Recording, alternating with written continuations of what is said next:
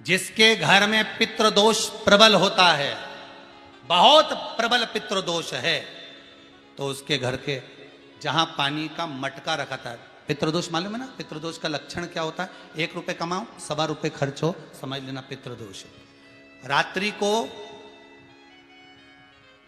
सो गए तुम, बड़े नींद आ गई तुमको, बहुत प्रेम से सो गए, सोने के 1.5 घंटे या 2 घंटे बाद तुम्हारी नींद खुल जाए और कम से कम आधे घंटे तक तुमको भूख लग रही हो, समझ लेना पितृदोष है।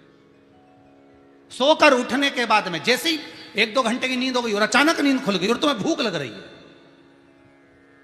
भूख लग रही है, प्यास लग रही है बहुत तेज, अभी सोए हो, 1.5 घंटा ही हुआ, 2 घंटा ही हुआ, भूख लगने लगी, बहुत तेज भूख लग रही है, समझ लेना पितृदोष है। पितृ भूखे हैं, भोजन की याचना कर रहे हैं, भोजन की याचना। सोने के बाद तत्काल नींद खुले 2 घंटे के बाद, भूख लगे, उसका भी एक समय बताया है महाराज ब्रह्मवर्ता पुराण के अंतर्गत कि रात्रि को सोने के बाद में 1 घंटे की नींद हो जाए और उसके बाद में 2 घंटे के अंदर वापिस नींद खुल जाए और भूख लगने लगे तो समझ लो पितृ भूखे हैं, भोजन मांग रहे हैं, अन्न मांग रहे हैं, पितृदोष है।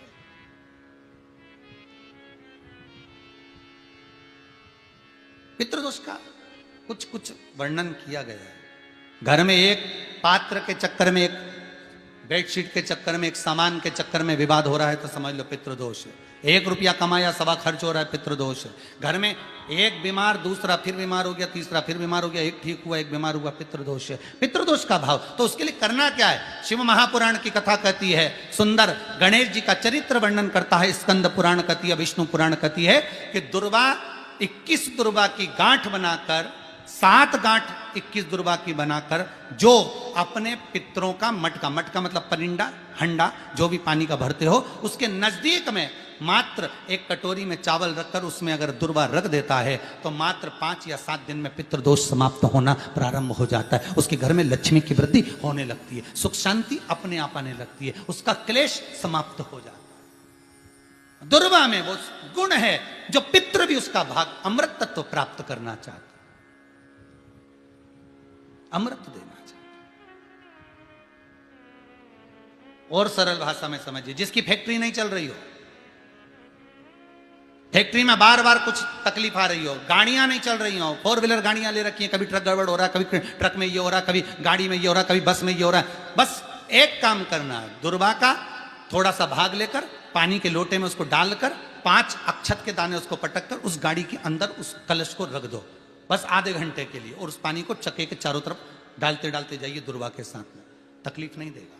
फैक्ट्री का भी यही प्रमाण है। दुर्वा में वो अमृत तत्व छुपा है जिसका सुख आनंद दे जाता है। अमावस्या के दिन, दोष काल में, प्रदोष के समय पर, प्रदोष काल में शाम के समय पर जाकर किसी भी नदी, तालाब, बावड़ी, कुआं, कहीं ना कहीं जो आपके पास में हो, वहां पर एक घी का दिया, बत्ती का मुंह दक्षिण की ओर कर कर अवश्य जला कर जाना, सारे पितृदोष समाप्त हो जाएगा, सारा पितृदोष समाप्त। अमावस्या के दिन किसी भी जलाशय के पास में, नदी, तालाब, बावड़ी, कुआं, जो आपके शहर में, आपके गांव में, आपके नगर में हो, वहां जाकर लगा दे। अगर नदी, तालाब, बावड़ी, कुआं नहीं है तो पीपल का वृक्ष हो या बेलपत्री का वृक्ष हो या बट का वृक्ष हो, उसके नीचे लगा दो प्रदोष काल में, पर अमावस्या के दिन लगाएं जरूर। क्यों? क्योंकि अमावस्या के दिन पितृ शाम के समय प्रदोष काल में शंकर भगवान का नाम जाप कर कर नदी, तालाब, बावड़ी पर पानी पीने जाते हैं, वहां से जल का आचमन कर कर पितृ अपने लोक को चले जाते हैं प्रदोष काल के समय पर। इसलिए प्रदोष काल में जलाशय के पास में, बावड़ी, कुआं, नदी, तालाब के किनारे पर दिया लगाया जाता है दक्षिण की ओर मुख कर कर बत्ती का, तो पितृ आशीर्वाद देते हुए जाते हैं कि फलो फूलो, आगे बढ़ो, उन्नति करो, तरक्की करो। ये पितरों का आशीर्वाद रहता है, पितरों का वर रहता है, आप देंगे उसको मिलेगा। पितृदोष है, ये आपको कैसे मालूम पड़ेगा?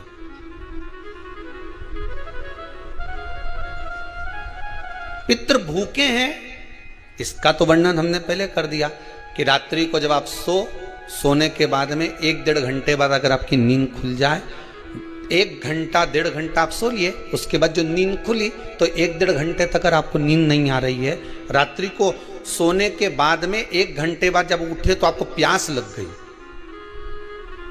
भूख लगने लगी, प्यास लगने लगी कि मेरे को पानी पीना पड़ेगा, घबराहट हो रही, पानी पीना पड़ेगा। 1-1.5 घंटे सोने के बाद अचानक नींद खुले और आपको प्यास लगे, समझ लेना आपके पितृ भूखे हैं और प्यासे हैं, भूखे और प्यासे हैं, उनको जल की जरूरत है। किसी भी नदी में, सरोवर में, कुंड में, बावड़ी में, तालाब में, आप तीर्थ में जाकर जब स्नान करते हैं तो स्नान करने के बाद एक काम का नियम बना लो कि अपने हाथ की अंजलि में जल लेकर अपने पूर्वजों को देना है। प्यासे रहते हैं, भाग मांगते हैं, प्राप्त करना। 3 वृक्ष पितरों के तुल्य हैं। पहला पीपल, दूसरा बट वृक्ष, तीसरा बेलपत्र का वृक्ष। ये पितरों के तुल्य हैं। अगर आपको रात्रि में नींद नहीं आ रही है, ऐसा लगता है कि रात्रि को 1 घंटा 1.5 घंटा सोने के बाद कुछ गलत गलत विचार आने लगते हैं, नींद सुबह 3 बजे तक 4 बजे तक नहीं आती, 4 बजे के बाद फिर नींद आती है, तो एक प्रैक्टिकल जरूर कर कर देखना। एक प्रैक्टिकल करने में क्या जाता है, प्रयास करने में क्या कुछ जाता है क्या? प्रैक्टिकल कर कर देखना कि कहीं सीवर वाला महाराज झूठ तो नहीं बोल रहा है, तो प्रैक्टिकल करने में कुछ नहीं जाए। 1 लोटा पानी लो, उसमें थोड़ा सा कच्चा दूध डाल लीजिए, श्राद्ध पक्ष चल रहा है, बेलपत्री का पेड़ या पीपल का पेड़ या बट का पेड़, इन पेड़ के नीचे ले जाकर उस दूध को दोपहर में सुबह 10 बजे से लेकर 12 बजे के बीच में ले जाकर चढ़ा दीजिए। रात्रि को फिर ना आपको प्यास लगेगी, ना भूख लगेगी, नींद एक बार लगी तो सुबह ही खुलेगी। प्रैक्टिकल करने में क्या जाता है? पानी डालने में तुम्हारा कुछ जाएगा? अरे बोलो तो सही, प्रैक्टिकल करने में क्या जाता है? कुछ भी नहीं बिगड़ेगा। ये तो बस जल डालोगे तुम्हारा ही कुछ अच्छा हो सकता है, बाबा की कृपा। 3 वृक्ष पितरों के तुल्य हैं। पहला जम के बोलिए पीपल, दूसरा बट वृक्ष, तीसरा बेलपत्री का वृक्ष। 3 पीपल के वृक्ष में 52,000 ब्राह्मण एक साथ निवास करते हैं, इसलिए पितृतुल्य है। बट वृक्ष ब्रह्मा जी के मस्तक से बना, इसलिए पितृतुल्य है। और बेलपत्री का वृक्ष माता पार्वती जी के अश्रु से बना। जब आंसू गिरे थे माता जगत जननी जगदम्बा पार्वती के, उस समय पर पितृलोक में हलचल उत्पन्न हो गई थी। हमारी नातिन की आंख में आंसू कैसे आ गए? मैनावती की पुत्री है,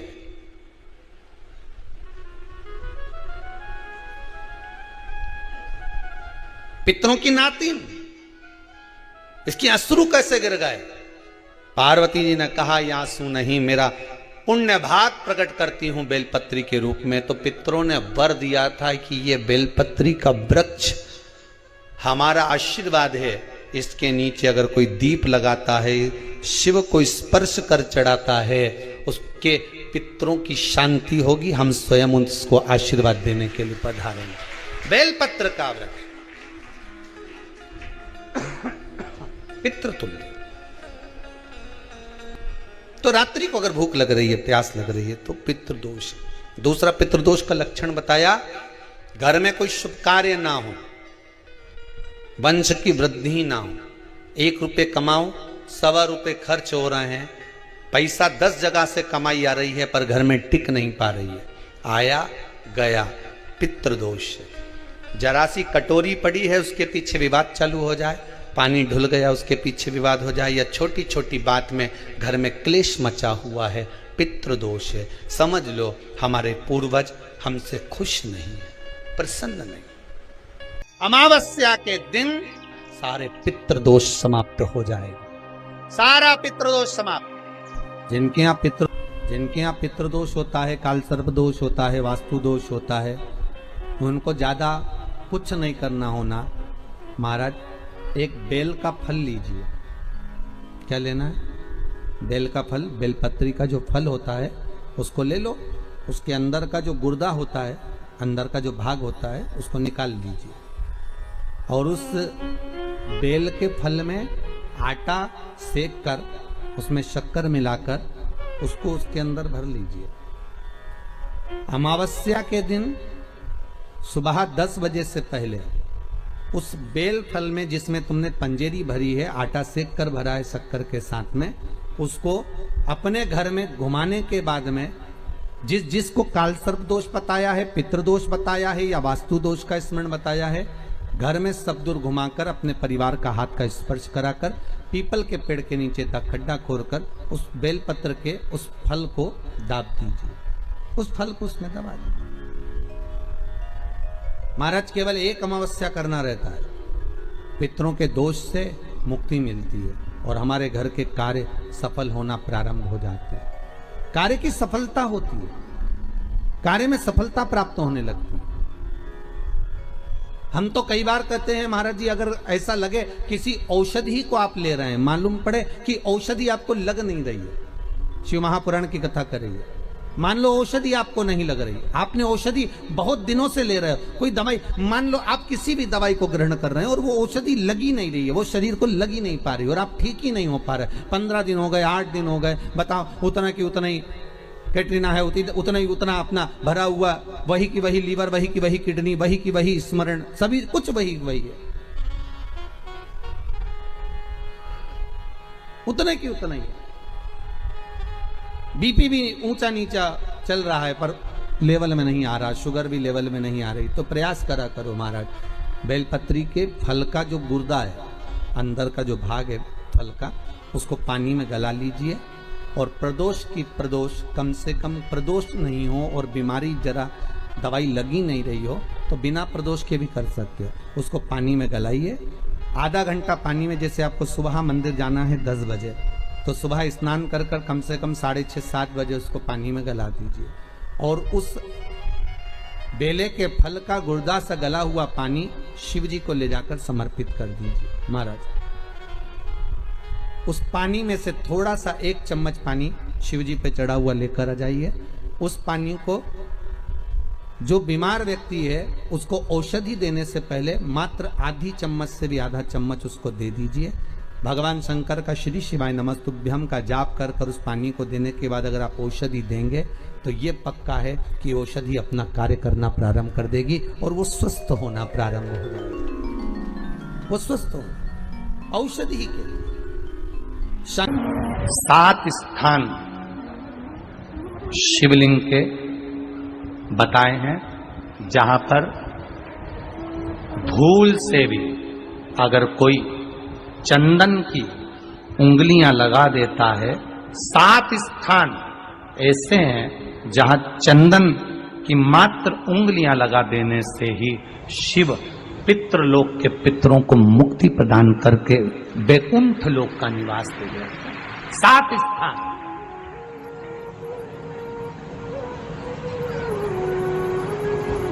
और वो 7 स्थान जो चंदन के बताए गए हैं, पहला भगवान देवाधिदेव महादेव के शिवलिंग पर चंदन का लेपन, समझ लेना जरा बहुत अच्छे से। आपको लगता है स्वप्न में कोई मुर्दे दिख रहे हैं या कोई जल रहा है या कोई मर रहा है या कोई चला गया है, ऐसा भय लगता है, बच्चों को मानी भेजूंगी ऐसा हो जाएगा, पति को मानी भेजूंगी ऐसा हो जाएगा, कोई हमारे कोई गलत तो नहीं कर रहा है, आपको लगता है। 7 स्थान चंदन के बताएं महाराज। पहला शिवलिंग, दूसरा जहां गणेश जी का स्थान है, मालूम है ना सबको, जम के बोलो जरा, मालूम है ना सबको, जहां गणेश जी का स्थान है वहां अलग से गणेश जी बैठे, वहां नहीं, शिवलिंग में जलाधारी के ठीक सामने राइट में गणेश, लेफ्ट में कार्तिकेय, बीच में अशोक सुंदरी। तो पहला चंदन बाबा के शिवलिंग पर दूसरा गणेश जी पर चंदन की उंगली, तीसरा षडानंद कार्तिकेय पर चंदन की उंगली, चौथा अशोक सुंदरी पर चंदन की उंगली, पांचवा जलाधारी पर चंदन की उंगली, छठा जो शिवलिंग का जल बह रहा है इसके ठीक विपरीत की ओर चंदन की उंगली, और सातवां चंदन नंदी के मस्तक के ऊपर जो दो सींग लगे रहते हैं उस पर चंदन की उंगली। ये कब लगाई जाती है?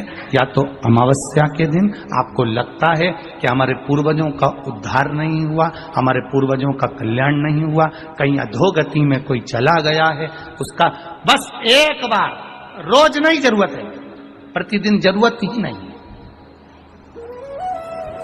महीने में एक बार अगर अमावस्या के दिन भी आपने चंदन के थोड़ा सा चंदन अगर मेरे देवाधिदेव महादेव को साथ स्थान पर समर्पित किया है।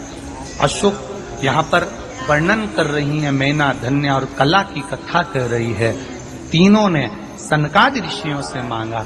चंदन भगवान को अति प्रिय होता है और चंदन ही एक ऐसा होता है जो पितरों को भी प्रिय होता है, जिसका स्पर्श मात्र लगने से पूर्वजों का कल्याण हो जाता है, वो चंदन है। अमावस्या के दिन जो नदी, तालाब, बावड़ी, कुआं किसी भी एक जगह पर अपने पूर्वजों का नाम लेकर शाम के समय पर दिया लगाएगा, ये मेरा विश्वास रहता है, उसके लिए कुबेर भंडारी भंडार जरूर बनेगा, पितृ भंडार जरूर बनेगा।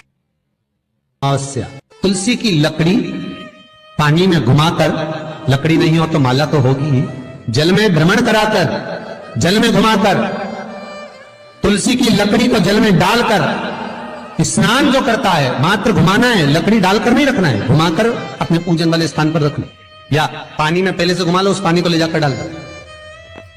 अमावस्या स्नान जो जीव करता है, शिव महापुराण की कथा कहती है, जितनी वर्ष में सोमती पड़ती है, सोमती अमावस्याएं पड़ती हैं, शनिचरी अमावस्याएं पड़ती हैं, सारी अमावस्या का पुण्य उस जीव के खाते में चला जाता है।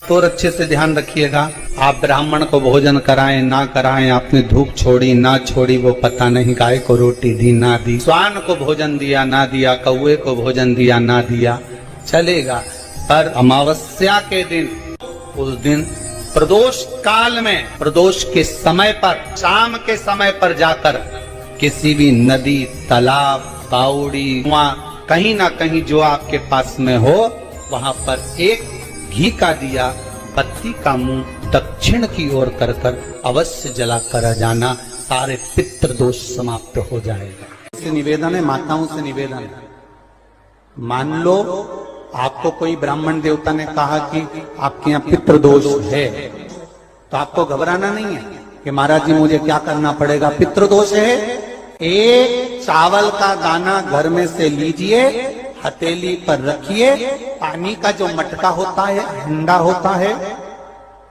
पानी का जो मटका है, हंडा है, जहां पर रसोई घर में तुम पानी रखते हो, उस हंडे के पास में, मटके के पास में उस चावल के दाने को लेकर जाइए, अपने पितरों का स्मरण कर स्वधा स्वधा स्वधा स्वधा स्वधा 5 बार बोलकर शंकर भगवान के शिवलिंग पर, तुम्हारे घर में शिवलिंग हो तो घर में, और अगर मंदिर में शिवलिंग हो तो मंदिर में, उस चावल के दाने को चढ़ा दीजिए, कैसा भी पितृदोष होगा समाप्त हो।